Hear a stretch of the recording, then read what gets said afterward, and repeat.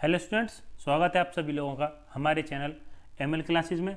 आज हम आपको यूनिट नंबर 7 की दूसरी वीडियो एक्सरसाइज 7B कराएंगे। 7B कराने से पहले हम आपको कुछ इम्पोर्टेंट चीज़ बताएंगे। जैसे 3 चीज़ें हैं इसमें इम्पोर्टेंट। इसमें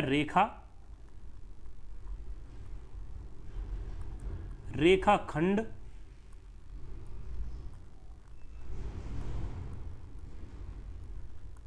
और किरण, इन तीनों चीज़ों के बारे में हम पहले जानेंगे और फिर एक्सरसाइज करेंगे। देखेंगे सबसे पहले नंबर 1, रेखा क्या होती है।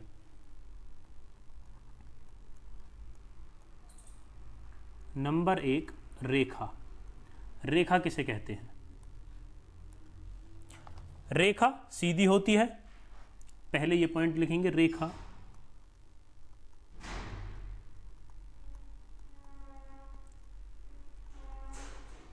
सीधी होती है जिसके दोनों विपरीत दिशाओं में विस्तार कर सकते हैं। एग्जाम्पल से बताएंगे, पहले लिखते हैं। जिसे दोनों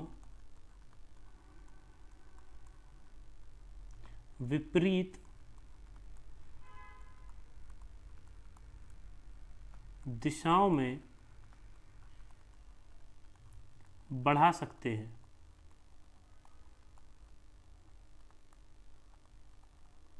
जिसे दोनों विपरीत दिशाओं में बढ़ा सकते हैं। एक लिखेंगे, रेखा का कोई अंत नहीं होता।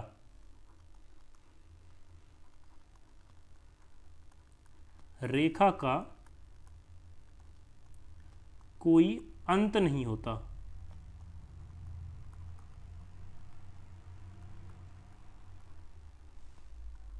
देखेंगे किस तरीके से। मानो हमने ये रेखा खींच दी इस तरीके से, तो इसके दोनों तरफ इस तरीके से निशान लगाने होते हैं तीर के, जिसका मतलब ये होता है कि इस वाले बिंदु से हम इसे इधर की तरफ और बढ़ा सकते हैं और इस वाले बिंदु से इधर की तरफ हम इसे और बढ़ा सकते हैं। दोनों तरफ हम इसे अनंत तक बढ़ा सकते हैं। मतलब रेखा का न इधर की तरफ और न इधर की तरफ कभी भी अंत नहीं होगा। अब देखेंगे नंबर 2, रेखाखंड।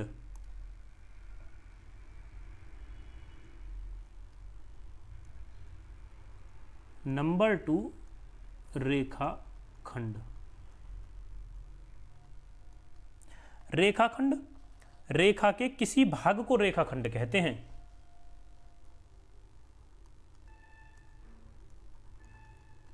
रेखा के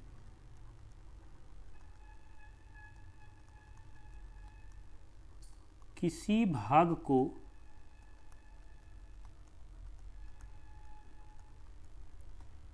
रेखाखंड कहते हैं।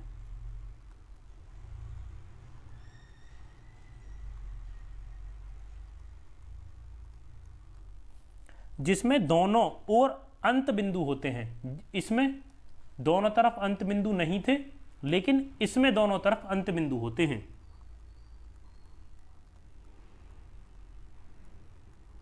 जिसमें दोनों तरफ अंत बिंदु होते हैं।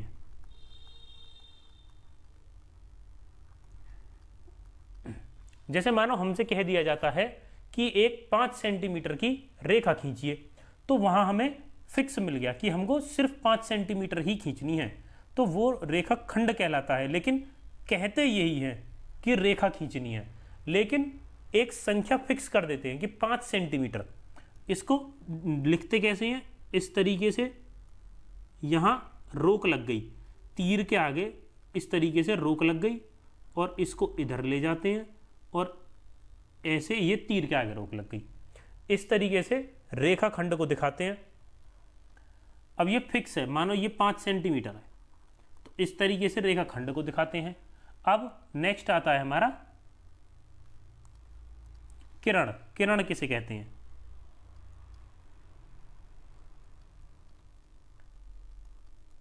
नंबर 3 किरण। एक निश्चित बिंदु से अनंत तक की रेखा को, एक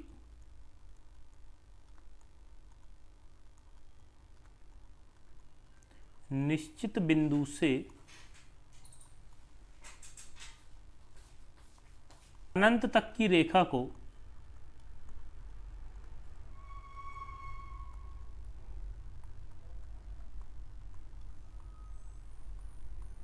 अनंत तक की रेखा को किरण कहते हैं।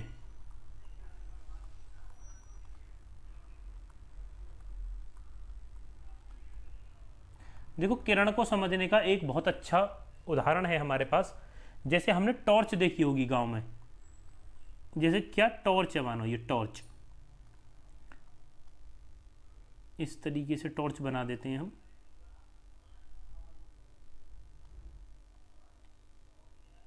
अब इस टॉर्च में से मानो उजाला निकला, ये टॉर्च ऑन हुई और इसमें से उजाला निकला, इस तरीके से, इस तरीके से उजाला फैल गया, ऐसे उजाला फैल गया। अब ये उजाला कहाँ फैला? ये उजाला टॉर्च के आगे की तरफ फैला है, ना कि टॉर्च के पीछे की तरफ। मतलब ये एक निश्चित बिंदु हो गया, इससे उजाला पीछे नहीं आ सकता, आगे ही जा सकता है। तो यही कहलाती है एक किरण। तो लिखेंगे कैसे? ये बिंदु तो हो गया फिक्स, इसके पीछे हम इस रेखा को नहीं बढ़ा सकते, इसके आगे की तरफ हम इसे कितना ही भी बढ़ा सकते हैं, इसलिए इस तरीके का तीर का निशान लगाएंगे। अगर मानो हमने ये लगा दिया तो ये रेखा यहाँ समाप्त हो गई, लेकिन हमें ये रेखा समाप्त नहीं करनी है, ये अनंत तक जाएगी। तो इसी चीज को कहते हैं किरण। अब करेंगे एक्सरसाइज। देखो, पहला क्वेश्चन देखेंगे। अपनी अभ्यास पुस्तिका में एक रेखा खींचिए और अंग्रेजी वर्णमाला के छोटे अक्षर का प्रयोग करके उसका नाम लिखिए। देखो, बड़े अक्षर कौन से हो गए? बड़े हो गए ए बी सी, ये हो गए बड़े। छोटे ए बी सी। तो हमें छोटे अक्षर का प्रयोग करना है और एक रेखा खींचनी है। रेखा मतलब रेखा जिसका कभी कोई अंत नहीं होता है। देखो कैसे खींच देंगे? इधर की तरफ निशान लगा देंगे, इधर की तरफ निशान लगा देंगे और इधर लिख देंगे एक बिंदु ए। तो ये हो जाएगी एक रेखा। तो यही हो गई एक रेखा। खींचिए और अंग्रेजी वर्णमाला के छोटे अक्षर का प्रयोग करके उसका नाम लिखिए। इस रेखा का नाम हो गया ए। अब देखेंगे क्वेश्चन नंबर 2। पर्यावरण में उपलब्ध, या फिर हम कह सकते हैं अपने आसपास उपलब्ध। या तो कहेंगे पर्यावरण में, या कहेंगे अपने आसपास।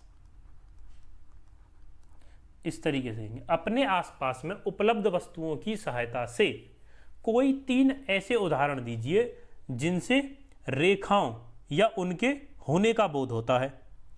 कितने उदाहरण देने हैं? 3। देखेंगे आंसर। नंबर 1, सबसे पहले हम देखते हैं कमरे की छत देखते हैं हम। तो कमरे की छत के कोने हम देखते हैं एकदम एक सीधी रेखा में होते हैं। तो हम क्या लिख सकते हैं? कमरे की छत।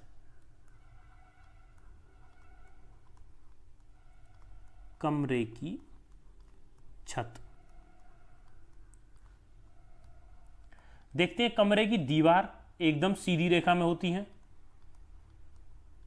कमरे की दीवार भी लिख सकते हैं। और नंबर 3 हम क्या देखते हैं? ब्लैक बोर्ड की भुजा।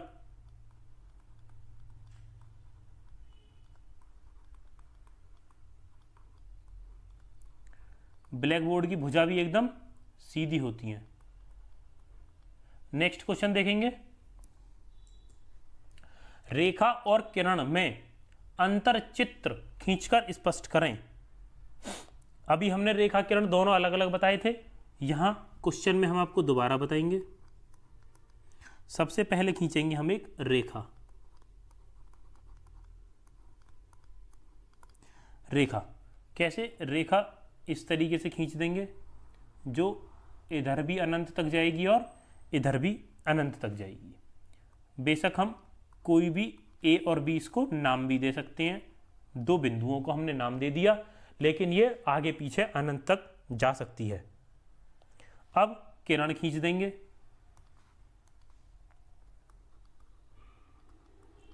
नंबर 2 किरण। किरण क्या? एक बिंदु तो हो गया फिक्स, और इस बिंदु से आगे हम इसे कितना ही भी बढ़ा सकते हैं। तो इस बिंदु को नाम दे देंगे ए, और यहाँ कोई भी एक बिंदु लेकर नाम दे देंगे बी, और ये बी से आगे कितनी भी बढ़ सकती है, लेकिन ए से पीछे नहीं बढ़ सकती है बिल्कुल भी। ये हो जाएगी किरण। अब देखेंगे नेक्स्ट क्वेश्चन। अगर आप चाहें तो पीछे से देखकर रेखा की डेफिनेशन और किरण की डेफिनेशन यहां लिख सकते हैं। देखेंगे नेक्स्ट क्वेश्चन।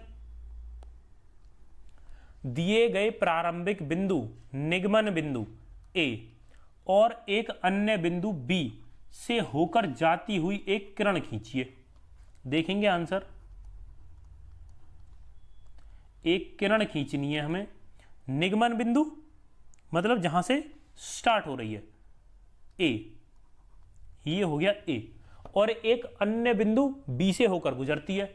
मानो यहां ले लिया हमने बी, इससे होकर गुजरेगी, तो यहां से वहां एक किरण खींच देंगे इस तरीके से,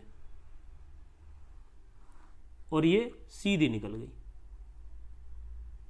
ये हो गया ए पॉइंट, ये हो गया बी पॉइंट, और ये किरण सीधी निकल गई। तो ये हो गई एक किरण जो इधर की तरफ बढ़ाई जा सकती है और इधर की तरफ नहीं बढ़ाई जा सकती। ये एक्सरसाइज आपकी यहाँ पर समाप्त होती है। अगर किसी को भी कोई भी पॉइंट समझने में दिक्कत हुई है या किसी को कोई पॉइंट समझ में नहीं आया है, तो वो हमें कमेंट में बता सकता है कि ये वाला पॉइंट समझ में नहीं आया। उसका वो क्वेश्चन एकदम क्लियर किया जाएगा। आप हमारे चैनल को लाइक करें, वीडियो को लाइक करें, चैनल को सब्सक्राइब करेंगे और हमारी वीडियो को शेयर करेंगे और हमारे चैनल को भी शेयर करेंगे। आप सभी स्टूडेंट्स का हमारी वीडियो देखने के लिए बहुत बहुत धन्यवाद।